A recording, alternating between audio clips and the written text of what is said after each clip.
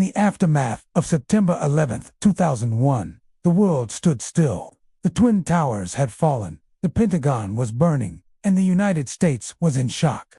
Within hours, the Bush administration began preparing for war.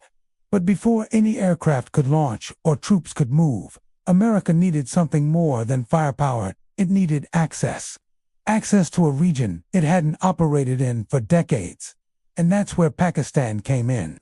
This is the untold story of how Pakistan became the silent gateway for America's war in Afghanistan. A story of power, fear, and survival in one of the world's most complex geopolitical chess games. In the days following 9/11, U.S. intelligence quickly traced the attacks back to al-Qaeda and its leader, Osama bin Laden, who was believed to be hiding under Taliban protection in Afghanistan. The problem was geography. Afghanistan is landlocked, surrounded by mountains, and bordered by countries that were either hostile or inaccessible to U.S. forces. Iran was out of the question. China was closed off. The Central Asian republics had limited infrastructure. That left one crucial corridor for Pakistan. The U.S. needed Pakistan's airspace, intelligence networks, and logistical routes to launch its operations. But Pakistan wasn't just any neighbor. It was a nuclear-armed state with its own volatile history in Afghanistan, a country that had supported the Taliban for years. The decision to side with the U.S. wasn't simple. It was a matter of survival. At the time, Pakistan was led by General Pervez Musharraf, who had come to power in a 1999 military coup. His government was already under scrutiny from the West for supporting the Taliban and tolerating extremist networks. When 9/11 happened, Musharraf found himself trapped between two worlds. On one side was the United States, angry, determined, and demanding cooperation. On the other was the Taliban and Pakistan's own powerful intelligence service, the ISI, which had deep ties to the Afghan regime. Days after the attacks, Musharraf received a chilling phone call from Washington. According to several reports, U.S. Deputy Secretary of State Richard Armitage delivered a stark message to Pakistan's intelligence chief: "Be prepared to be bombed back to the Stone Age unless you cooperate." Whether the exact words were spoken or not, the message was clear. The U.S. wanted Pakistan's full support, immediately. Within 48 hours, Musharraf made his decision. Pakistan would side with the United States. It was one of the most consequential choices in modern South Asian history. Publicly, Musharraf announced that Pakistan would assist the U.S. in its fight against terrorism. Privately, he knew that this decision would ignite anger among Islamist groups and could destabilize his own regime. But refusing America was not an option. Pakistan opened its airspace to U.S. military flights, allowed American forces to use its air bases, and provided critical intelligence on Taliban movements. The port city of Karachi became a major supply hub, and airfields in Jacobabad and Pasni were quietly handed over to U.S. forces. The CIA and ISI began working together in operations that would reshape the region for decades. On October 7, 2001, Operation Enduring Freedom began. American bombers struck Taliban positions in Kabul and Kandahar. The invasion had begun and Pakistan's cooperation made it possible. But beneath the surface, things were far more complicated. Pakistan's relationship with the Taliban didn't vanish overnight. The ISI had spent years nurturing the Taliban as a strategic ally to ensure a friendly regime in Kabul. That would counter India's influence in Afghanistan. Even as Pakistan publicly supported the U.S., elements within its intelligence apparatus continued to maintain backdoor links with Taliban leaders. It was a double game, one that Washington suspected but couldn't afford to challenge. Musharraf's government became the key intermediary between the U.S. and the Afghan war theater. Pakistani intelligence officers provided vital information about Taliban hideouts, guided U.S. drones, and even helped capture high-ranking al-Qaeda members like Khalid Sheikh Mohammed. But at the same time, Taliban commanders who fled Afghanistan found safe havens in Pakistan's tribal regions, especially in Quetta and Waziristan. For Washington, Pakistan was both an indispensable ally and a growing frustration.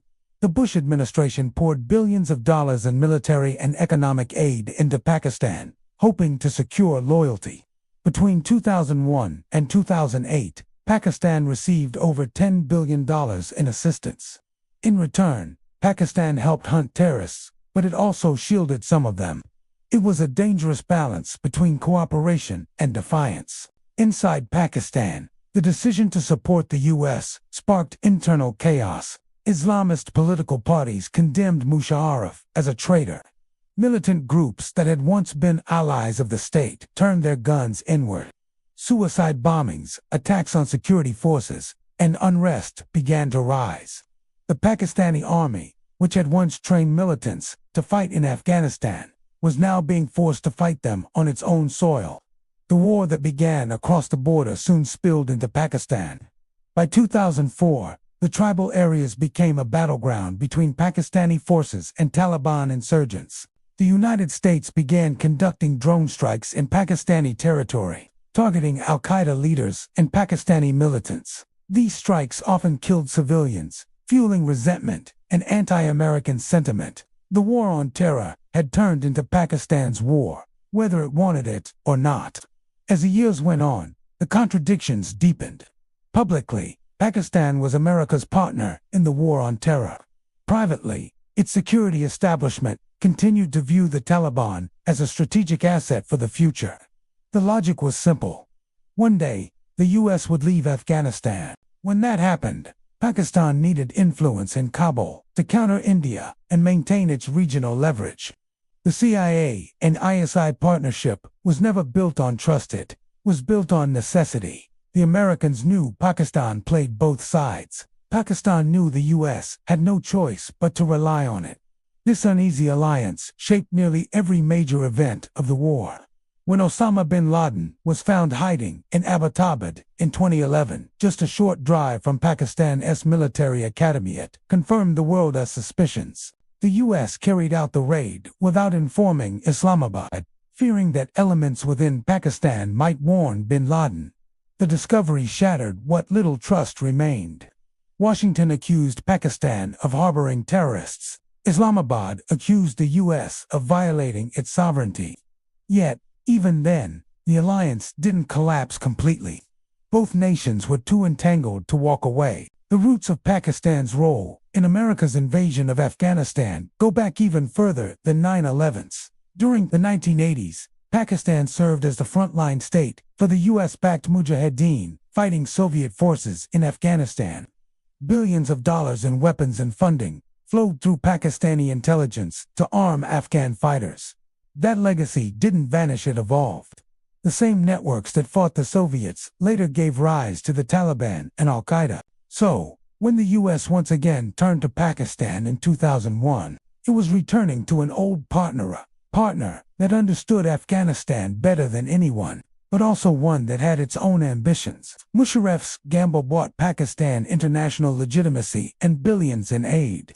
But it also unleashed forces that nearly tore the country apart. By aligning with the U.S., Pakistan became a target for jihadist groups that saw the alliance as betrayal. The Pakistani Taliban TTP emerged, declaring war on the state itself. Thousands of civilians and soldiers were killed in attacks from Karachi to Peshawar. Meanwhile, the U.S. grew increasingly frustrated with Pakistan's selective cooperation. American officials accused Islamabad of harboring Taliban leaders, providing sanctuary to the Haqqani network, and undermining peace efforts in Afghanistan. Every attempt to stabilize the region seemed to lead back to Pakistan, sometimes as part of the solution, other times as part of the problem. As the years passed, both sides grew weary. The U.S. began shifting its strategy, relying more on drone strikes and less on ground cooperation. Pakistan, caught between American pressure and domestic unrest, tried to walk a fine line. The alliance became transactional, less about friendship, more about survival. When the U.S. finally withdrew from Afghanistan in 2021 and the Taliban returned to power, it felt like history repeating itself. Once again, Pakistan found itself in a familiar position of enabling the very forces it once helped America fight. The irony was bitter. After 2 decades of war, trillions spent, and thousands of lives lost, the Taliban were back, stronger than ever. For Pakistan, the outcome was both a strategic victory and a national dilemma. On one hand, it regained influence in Kabul. On the other, it faced renewed instability along its borders.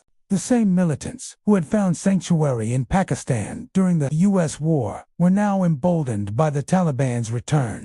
Looking back, Pakistan's role in the U.S. invasion of Afghanistan was neither heroic nor treacherous. It was pragmatic. It was a survival strategy in a region where choosing sides can mean choosing between existence and annihilation. Pakistan played both ally and adversary, both gatekeeper and pawn.